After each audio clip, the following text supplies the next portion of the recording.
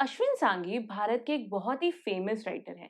इनकी books originally English में हैं और हिंदी मराठी ट्रांसलेशंस में भी अवेलेबल हैं। इनकी सबसे फेमस बुक्स हैं इनकी भारत सीरीज में। इस कलेक्शन में इन्होंने 8 बुक्स लिखी हैं। लेटेस्ट वन अयोध्या अलायंस है जो 2025 में रिलीज हुई है। पर आज की वीडियो इनकी सबसे पहली बुक द रोजेबल लाइन के बारे में है। ये बुक इन्होंने पहले सेल्फ पब्लिश करी क्योंकि बहुत लोगों ने इसको रिजेक्ट किया एंड देन ये ट्रेडिशनली पब्लिश हुई। Honestly I heard from the author himself कि ये बुक द रोजेबल लाइन काफ़ी ज़्यादा नहीं चली। क्रिटिक्स को अच्छी लगी पर मेरे और आपके जैसे रीडर्स को लोगों को कम अच्छी लगी। इनकी नेक्स्ट बुक चाणक्य स्टांट असली हिट थी। उसकी भी बात करेंगे हम इस चैनल पर उसके लिए आप मुझे सब्सक्राइब कर लीजिए, ओके। पर आज लाइक आई सेड हम बात कर रहे हैं द रोजेबल लाइन की। If you are new here, my name is Manpreet. मैं इस चैनल पर बुक्स और स्टोरीज के बारे में वीडियोस बनाती हूँ। Please subscribe for more videos. Okay, the Rosable Line. The core idea of the book is inspired from one place in India. J&K में एक टूम्ब है और काफी ऐसी थ्योरीज हैं जो ये क्लेम करती हैं कि ये टूम्ब क्रिश्चियंस के गॉड जीसस का है। जीसस और इंडिया में? Yes, that's the core inspiration behind this book story. Book में इसे एक बहुत ही अच्छे से छुपाई हुई कॉन्स्पिरेसी बताया गया है वाया द चर्च। क्योंकि अगर जीसस इंडिया में मरे तो क्रिश्चियंस के बहुत सारे रिलीजियस बिलीव्स पे सवाल उठेंगे। तो एक तरफ देयर इज द चर्च जो इस सच या थ्योरी को दबाने में लगी हुई है। दूसरी तरफ एक टेररिस्ट ग्रुप है लश्कर ए तलच्छर जो बहुत ही ग्लोबल डिस्ट्रक्शन वाले स्केल पे अटैक्स प्लान कर रहा है। इस कहानी में और ट्विस्ट लाने के लिए हैं विंसेंट सिंक्लेयर जिनकी लाइफ में इनके बिलीव्स को ना बहुत बड़ा धक्का मिल लगा है। बहुत इनके बिलीव्स को ना हिलाकर रख दिया गया है। ऐसी वाली हरकतें होती हैं इनकी लाइफ में। पर पिक्चर अभी बाकी है मेरे दोस्त, बिकॉज इस कहानी में ये सब है और कुछ डेडली असैसिन्स, सीक्रेट ऑर्गेनाइजेशंस और बहुत सारी हिस्ट्री, थियोलॉजी और माइथोलॉजी में छुपे हुए रहस्य और सच हैं। So that's the रोजेबल line for you. अब इस वीडियो में मैं इस पर डिटेल में डिस्कशन करना चाहती हूँ, जिसका मतलब है स्पॉयलर्स होंगे इस वीडियो में। आपने ये नहीं पढ़ी है तो this is your first and final warning. You may be spoiled if you continue watching. Would I recommend you to read it? See, अभी मैंने भारत सीरीज के 3 बुक्स पढ़ ली हैं and after I have read this, I knew it was going to be my least favorite. अगर ratings देनी हो मुझे इस बुक को तो I will give it 2.5 या बहुत मुश्किल से 3 स्टार्स, उससे ज़्यादा नहीं दे पाऊंगी मैं, because the book is seriously chaos. On top of the whole concept, I mean, I love conspiracy theories, but religion के around conspiracy theories are not my cup of tea. मुझे ये बुक बहुत ही boring लगी। तो क्या इस book को मैं कभी किसी को हॉलीडे गिफ्ट की तरह देना चाहूंगी? नेवर। बुक की थीम्स की बात करें तो बिल्कुल स्टार्टिंग में this stone is set super quick कि एक जीसस या certain person who went through crucifixion in a foreign land and that person is buried in a tomb in J&K. क्या ये पर्सन जीसस है? And mind you, this place actually exists in India. The book is not all fiction. It takes a lot of facts and weaves them into this fictional story. So अब fact क्या है और fiction क्या है वो एक guessing game है readers के लिए, okay? इसमें सीक्रेट वर्ल्ड ऑर्गेनाइजेशंस की भी बात की हुई है, स्पेसिफिकली इल्यूमिनाटी की। बुक में काफी पार्ट्स में डिफरेंट रिलीजन्स पर कमेंट किया गया है। इस्लाम, क्रिश्चियनिटी, बुद्धिज्म, हिंदुइज्म, इनके बीच की कॉमन चीजों को उनके अराउंड स्टोरी लिखी गई है। काफी कुछ है इस बुक में जिसमें बहुत सारी कंट्रोवर्शियल बातें भी की गई हैं। बहुत सारी थ्योरीज एंड कमेंट्री है इस बुक में जो अलग अलग रिलीजन्स के लोगों को अफेंड कर सकती है। That's why books related to religion and theology are not my cup of tea, especially when I am making bookish videos, जिसको आपने सब्सक्राइब कर रखा है ना। Anyway, there's a lot of conflict and discussion in the book regarding reincarnation या पुनर्जन्म. This conflict is within this character's heart, Vincent. Vincent एक Catholic है, he's a priest and then he's remembering his previous births and lives. तो उसके अंदर बहुत ज़्यादा revolting situation है क्योंकि Catholics ना they don't believe in reincarnation. Most of us know reincarnation as a Hindu concept, but the book speaks of the idea कि is it really just a Hindu concept? It says most of the religions of the world at some point have believed इन पुनर्जन्म। जैसे Christianity के लिए it says कि Christians believed in reincarnation and इसके references 4th century में delete किए गए जब ये रोमन एम्पायर का ऑफिशियल रिलीजन बना। ऐसे ही रीइंकार्नेशन पे बहुत सारी चीजें बेस्ड हैं इस बुक में. It's not just about Vincent. बहुत सारे कैरेक्टर्स एंड अलग अलग हिस्टोरिकल कैरेक्टर्स के रीइंकार्नेशन बताए गए हैं, and that's kind of interesting to read in my opinion. बहुत सारी बातें हैं इस बुक में जो बहुत अलग अलग rituals, religions and just cultural rituals को कनेक्ट करती हैं हिंदुइज्म से. जैसे it says the origin of ritual immersion, तो जो क्रिश्चियंस बैप्टिज्म करते हैं ना, the book story connected to Hindu ritual, जिसमें जैसे गंगा जी में डुबकी लगाते हैं, things like that. Okay, I really liked how the story eventually makes you feel so proud of being Indian. हमारी हिस्ट्री, हमारे रिचुअल्स ओल्डेस्ट हैं. They are rooted in deep spiritual truths, history and science, and maybe you can say नहीं वो ritual वो उस culture का है या उस रिलीजन का है, but can you say for sure, specially when there so much truth that suggest कि ये सब हिंदुइज्म और इंडिया से इंस्पायर्ड है. I love this about Ashwin Sanghi and his Bharat series. And honestly all the recent books जिनकी मैं बात करती हूँ ना आजकल, I love this about them. We are finally moving on from feeding those poverty वाली stories from India to the waste, और even to Indian people जिनको ना वेस्ट का भूत चढ़ा हुआ है. And now a lot of smart Indian people are reading and writing books that represent true India, असली Bharat, the Bharat you are and you must be proud of. There's also this another theory in the book कि आपकी इस life में जो होगा वो almost certain है as a result of past life में क्या हुआ था. पास्ट लाइफ में आपने मुझे थप्पड़ मारा, इसमें मैं आपको मारूंगी. There's so much I don't agree with this about this theory, especially how it came out in the book and story. क्योंकि इसको ना बहुत rigidly दिखाया गया है. Like पिछले लाइफ में अगर मैंने किसी का गला काटा, तो इस लाइफ में मेरा गला कटेगा. So specific. जैसे विंसेंट के पेरेंट्स के बारे में इट्स लाइक कि उसने किसी के पेरेंट्स को एम्बुलेंस से टक्कर मारा और वो मर गए, इसलिए इस लाइफ में उसके पेरेंट्स का उसी एग्जैक्ट वे में मरना तय था, like via that is via the car accident. I think that's so silly because in that way, let's consider the victim of the very first plane crash or very first certain accident of any kind. How would you say that chain even started? फालतू theories लगी मुझे ये, although I do personally believe in karma.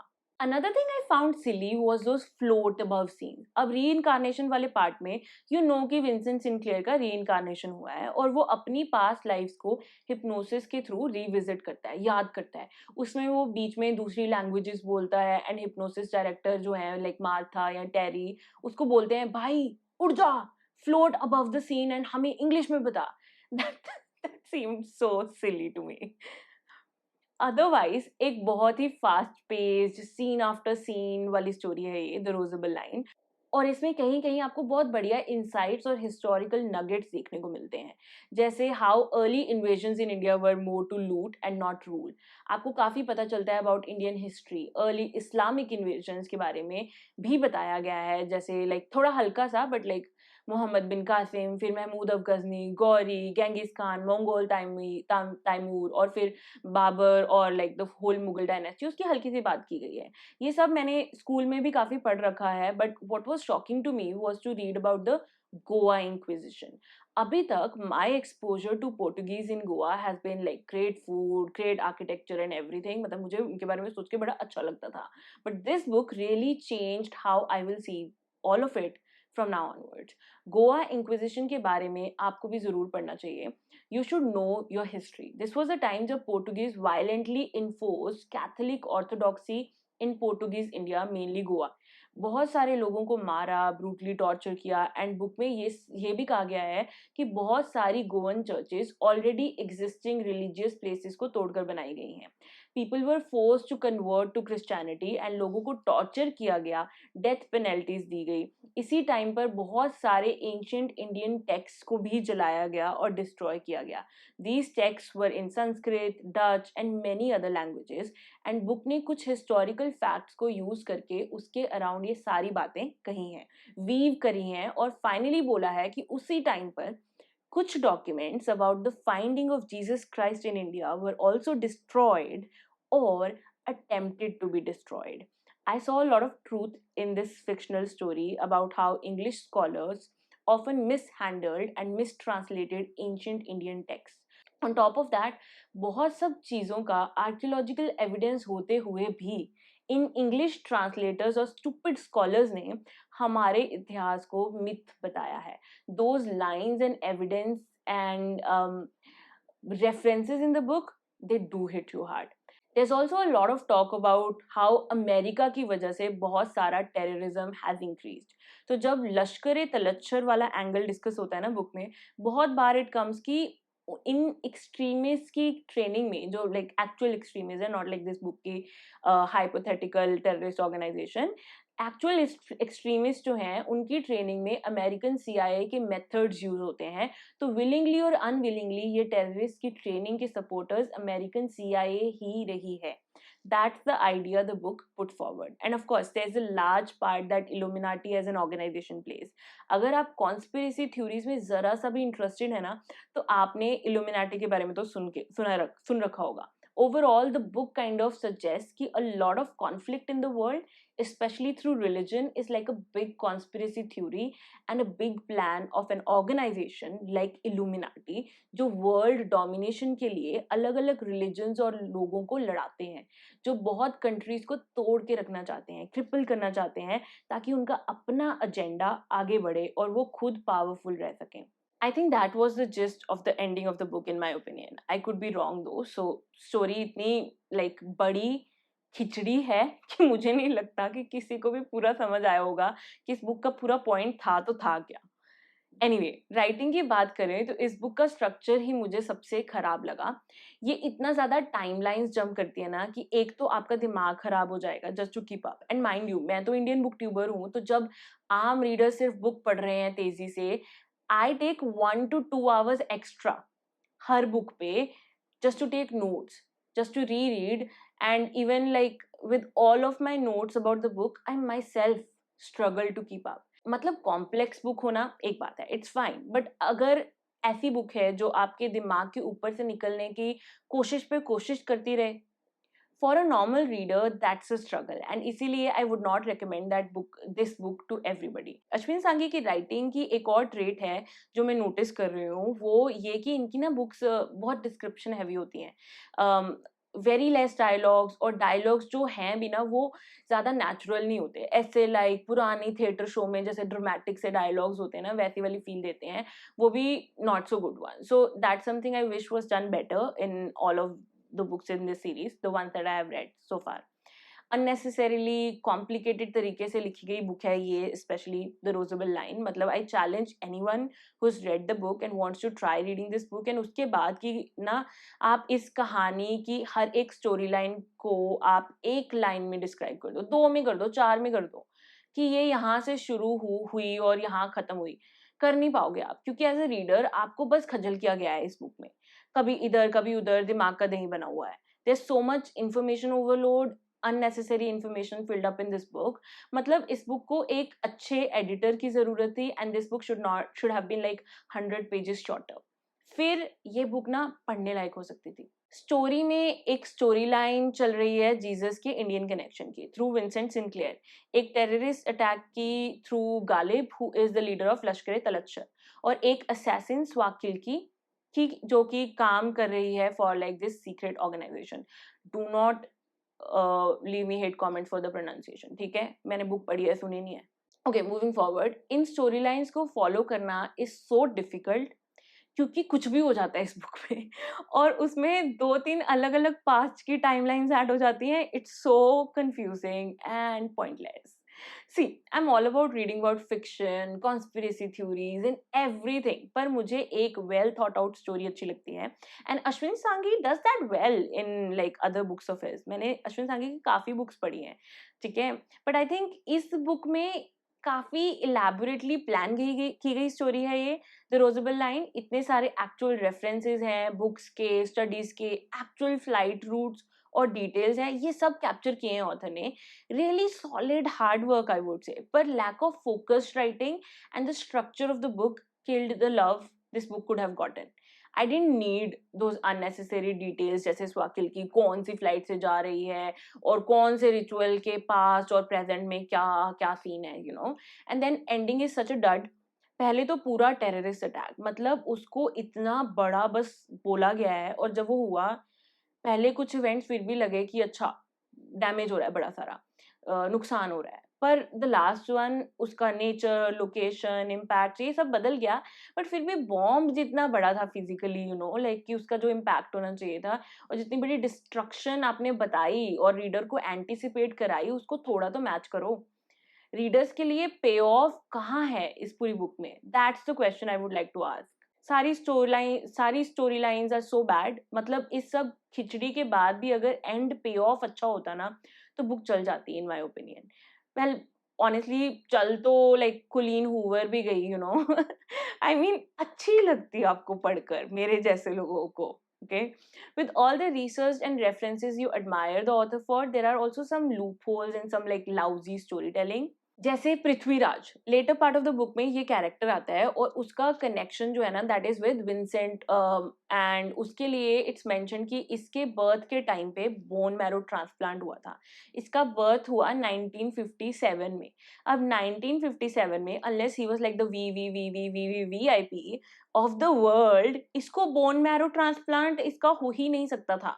The technology was just starting, very nascent stages in 1957. ठीक है, 1956 में तो पहला transplant हुआ था from what I have read. तो बड़ा कन्वीनियंटली उसको लिया गया है without a lot of like solid ground to stand on. ये मुझे अच्छा नहीं लगा from a book of this level of research.